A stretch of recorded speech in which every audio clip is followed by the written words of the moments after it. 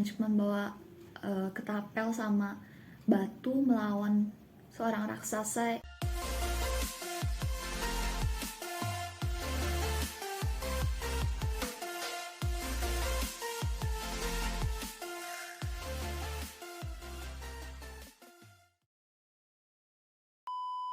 Halo semuanya, apa kabar? Semoga sehat selalu ya. Kembali lagi dengan aku Rochelle, dan hari ini aku bakal ngeceritain salah satu kisah yang udah terkenal dari Alkitab, yaitu kisah Daud dan Goliat. Pasti beberapa dari kalian udah pada tahu tentang cerita ini, tapi karena ini adalah tugas sekolah, jadi aku bakal ngeceritain kembali tentang kisah Daud dan Goliat. Kisah ini berawal ketika Israel dan Filistin ini masih berantem atau istilahnya berperang lah ya. Dan pada suatu ketika ada seorang pemuda yang namanya Daud. Dia itu adalah anak dari seorang yang bernama Isai. Isai ini memiliki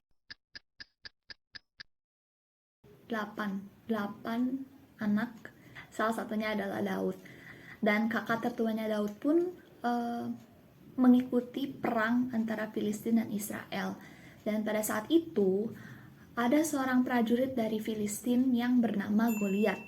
Goliat ini adalah seorang prajurit yang berbadan raksasa, dan dia pun memakai baju lengkap, pokoknya perlengkapan perangnya ada, bajunya juga kayak steel of armor gitu kan. Dan pada saat itu Goliat menantang bangsa Israel, kalau misalnya ada yang bisa ngalahin Goliat, maka bangsa Filistin akan menjadi hamba Israel. Dan juga begitu sebaliknya, jika Goliat berhasil mengalahkan yang menantangnya, maka Israel akan menjadi hamba Filistin.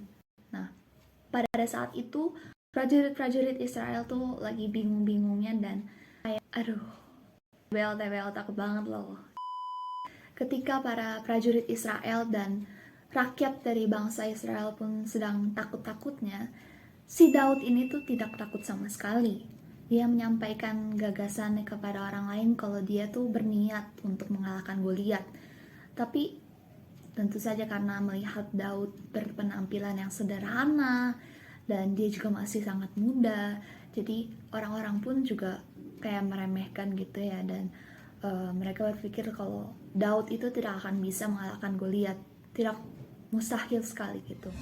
Pada saat itu pun Daud akhirnya bersiap-siap dan mendatangi raja dari Israel, namanya adalah Raja Saul.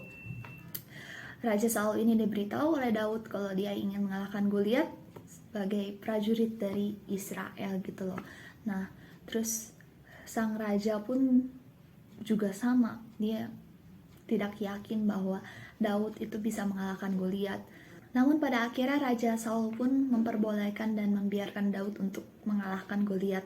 Dan langsung pada saat itu juga Daud mengambil 5 batu licin dari sungai-sungai yang ada di sekitar itu, dan dia pun mengambil umbannya. Kalau misalnya kalian nggak tahu apa itu umban, umban itu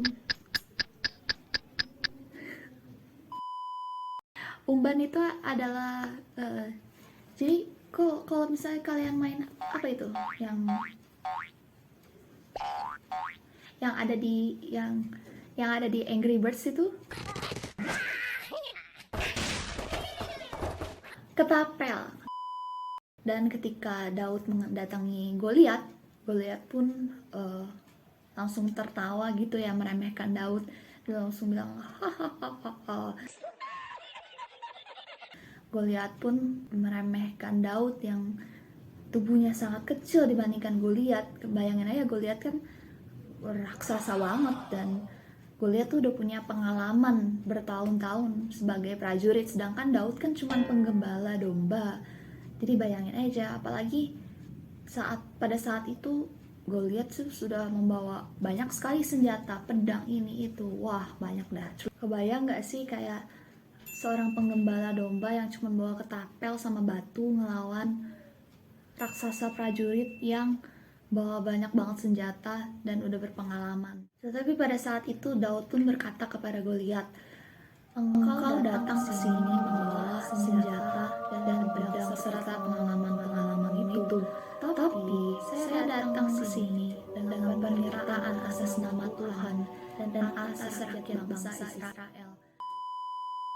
Dan pada saat itu Goliat pun marah dan mereka pun langsung deh tuh mulai berperang, dan Daud pun mulai dengan mengambil batu dan menaruhkannya di umban itu, dilemparin sama dia gitu kan.